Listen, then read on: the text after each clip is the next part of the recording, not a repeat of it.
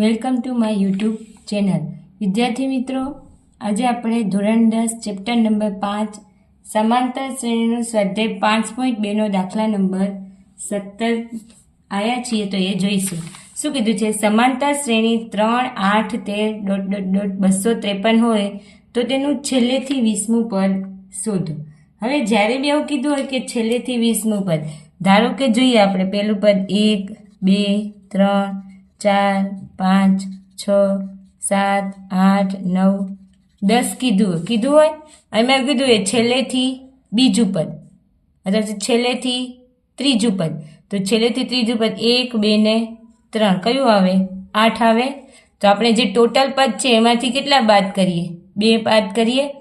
તો અહીંયા એવું કીધું છેલ્લેથી 5મું પદ, તો 1, 2, 3, 4 ને 5 આવે 6. તો આપણે જે ટોટલ પદ છે એમાંથી 1, 2, 3 અને 4 બાદ કરીએ. એટલે જે પદ આપેલું હોય તેનાથી એક ઓછો નંબર છે એ જે આપણે n મળે એમાંથી બાદ કરવાનો આવશે. જે ટોટલ પદ મળે, જો 10 પદ હોય તો 10 પદમાંથી આપણે કીધું હોય ત્રીજું પદ, 10 પદમાંથી 2 બાદ કરીએ તો કેટલા આવે? 8. તો 8મું પદ આપણે કયું મળ્યું? 8. તો અહીંયા આપણે કીધું છે 20મું પદ, એટલે જે ટોટલ n મળે એમાંથી આપણે કેટલા બાદ કરવાના? 19 બાદ કરવાના આવે. ચલો પહેલાં તો શોધી લઈએ. એ કેટલો આપેલો છે? 3. d બરાબર 8 - 3 એટલે d બરાબર કેટલા થશે? 5 થશે. d કેટલું આવશે? 5. અને an કેટલા આપેલું છે? 253.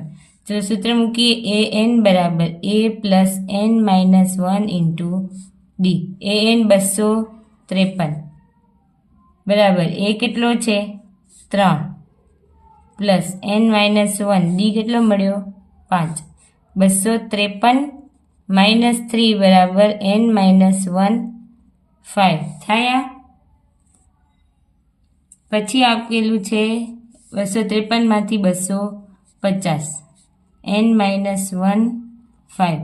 આ ગુણાકારમાં છે, આ બાજુ આવશે તો ભાગાકારમાં n - 1 કેટલા આવશે? 50 આવશે.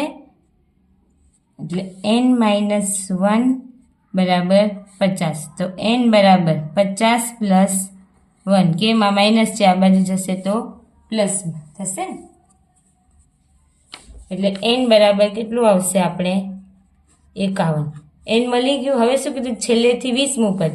તો છેલ્લેથી 20મું પદ શોધવા તમને કીધું. છેલ્લેથી 20મું પદ શોધવા શું કરવાનું? ટોટલ કેટલા પદ છે? 20મું. તો એમાંથી 19, એક ઓછું હોય, 51 - 19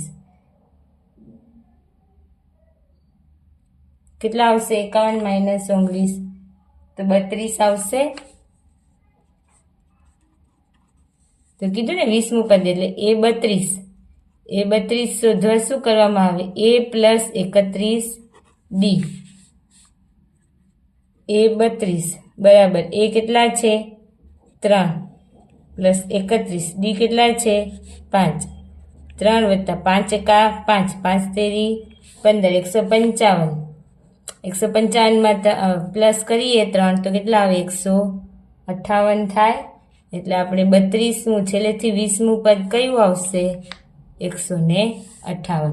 આજે એ IMP દાખલો છે. આવી રીતે તમને એમ કે છેલ્લેથી 18મું પદ અથવા તો છેલ્લેથી 5મું પદ, તો જે n આવે એમાંથી કેટલા બાદ કરવાના? 4 બાદ કરવાના. કેટલા બાદ કરવાના?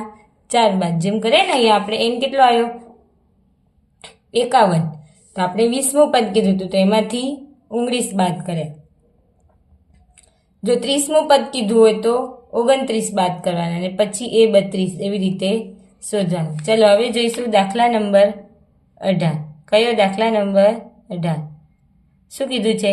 એક સમાંતર શ્રેણીના ચોથા અને 8મા પદનો સરવાળો.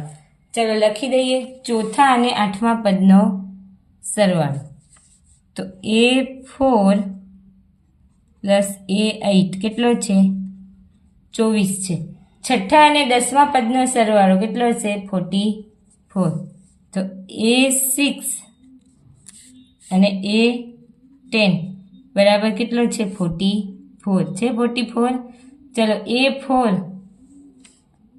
છે એટલે આપણે લખી શકીશું A પ્લસ 3D અને A8 છે એટલે A પ્લસ 7D બરાબર 24. A plus A 2A plus 7 plus 3 એટલે 10D બરાબર 24. નંબર 1 આપીએ. એવી રીતે બીજું આપણે કીધું છે A6 અને A10. તો A6 છે એટલે A પ્લસ 5D અને 10 છે એટલે A plus 9D is equal to 44. તો A એટલે 2A પ્લસ 9 5 14D બરાબર 44. અને નંબર સમીકરણ નંબર 2.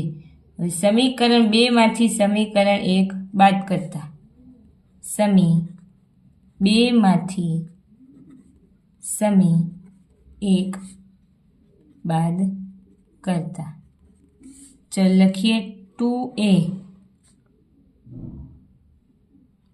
પ્લસ 14D બરાબર 44. અને સમીકરણ 1 શું છે 2A પ્લસ 10D બરાબર 24.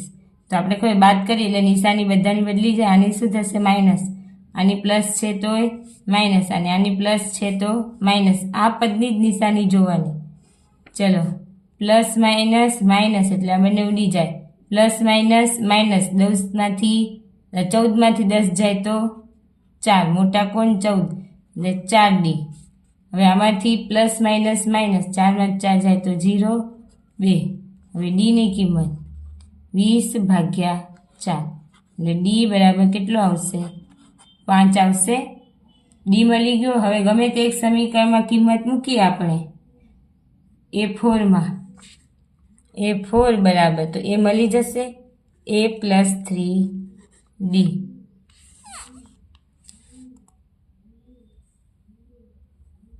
અથવા તો આ સમીકરણ 1માં ડીની કિંમત મૂકીએ કેમ કે આપણી જોડે A4 ટોટલ નથી એટલે.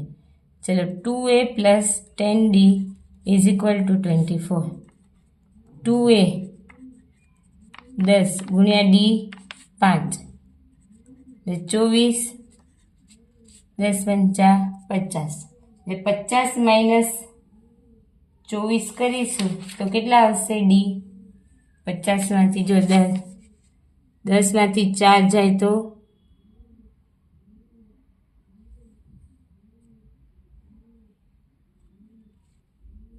10માંથી 4 જાય તો 6 અને અહીંયા શું આવશે 4 4માંથી 2 જાય તો 2 અને 2A A બરાબર 26/2 એટલે કેટલું આવશે 13. તો અહીંયા લખીએ A બરાબર -13. કેવા આવશે માઇનસ, કે માઇનસ મોટા છે એટલે -13 થયું. ચલો હવે આમાં શું કીધું છે કે પ્રથમ 3 પદ શોધો. તો પહેલું પદ મળી ગયું આપણે કેટલું આવશે -13. હવે બીજું પદ -13 અને ડિફરન્સ કેટલો છે 5નો તો શું આવશે ઉમેરો થશે ને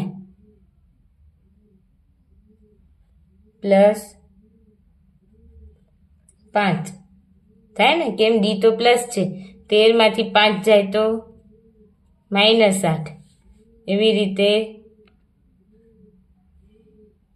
-8 +5 તો -3 એટલે આપણે પ્રથમ 3 પદ કયા મળ્યા તો -13 -8 અને -3 મળ્યા ને. આ એના પ્રથમ 3 પદ આપણે મળ્યા. ચલો હવે જોઈએ દાખલા નંબર 19. શું કીધું છે સુબા રાવે 1995માં 5000ના વાર્ષિક વેતનથી કામ શરૂ કર્યું. 1995માં તેમણે દર વર્ષે 200 રૂપિયા વેતન વૃદ્ધિ મળે છે તો કયા વર્ષે તેમનું વેતન 7000 થશે. એટલે આપણે અહીંયા n શોધવાનો છે.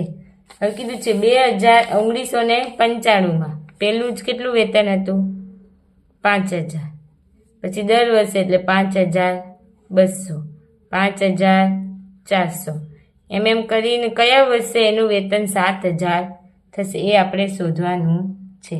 ચલો શોધી દઈએ. એ બરાબર શું આવશે? 5,000. ડી બરાબર ડિફરન્સ કેટલાનો? 200. તો આપણે એન શોધવાનો છે. એન તો આપેલું છે. એન કેટલું છે? 7,000. કીધું છે કયા વર્ષે, તો એન શોધવાનો છે. ચલો તો એ એન બરાબર a plus n minus 1 into d. N કેટલા આપેલા છે? 7,000. A 5,000 plus n minus 1 d 200. 5 આ બાજુ આવશે એટલે માઇનસ 5,000 બરાબર એન માઇનસ 1 200 એટલે કેટલું આવશે?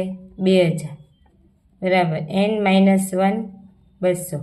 હવે 200 ગુણાકારમાં છે, આ બાજુ આવશે તો ભાગાકારમાં એન માઇનસ 1. 2 એકા 2 10 એન બરાબર 10 પ્લસ 1 એટલે કયું? 11. એન બરાબર કેટલા આવ્યા? 11માં વર્ષે 195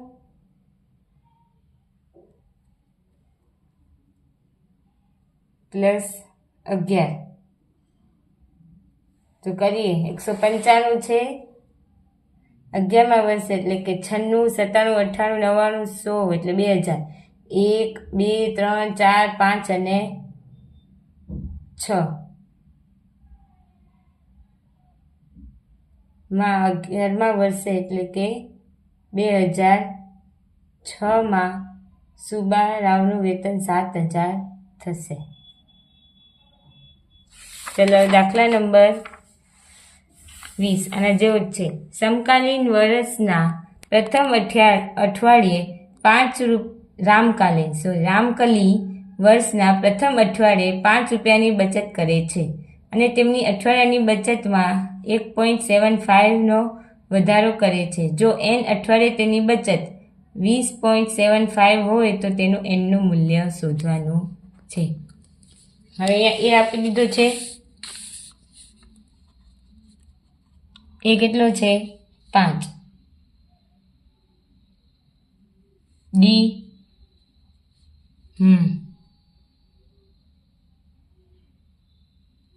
ડી આપણે કીધું છે 1.75 કીધું છે. તો હવે આપણે કીધું છે કે 20.75 તો એનની કિંમત શોધો. તો આપણે જોઈએ એન કેટલું આપી દીધું છે? 20.75. તો એન બરાબર a plus n minus 1 into d. 20.75 એ કેટલું છે? 5. ઇટ્સ 1.75. હવે 20.75 માઇનસ 5 બરાબર એન માઇનસ 1 1.75. હવે 20.75 માંથી કેટલા બાદ કરવાના? 5. 10 માં 5 જાય તો 5 તો કેટલો આવશે? 15.75. લખીએ અહીંયા 15.75 બરાબર એન માઇનસ 1 1.75. હવે આ 15.75 ભાગ્યા 1.75 બરાબર એન માઇનસ 1. હવે કરીએ આપણે 8 ના થાય 7 50 52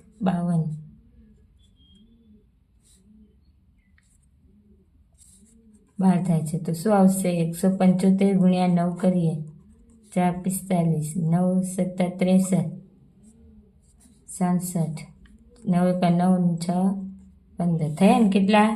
9. તો 9 બરાબર એન માઇનસ 1. તો એન બરાબર કેટલા આવશે? 10. તો એનનું મૂલ્ય કેટલું આવ્યું આપણી જોડે? 10.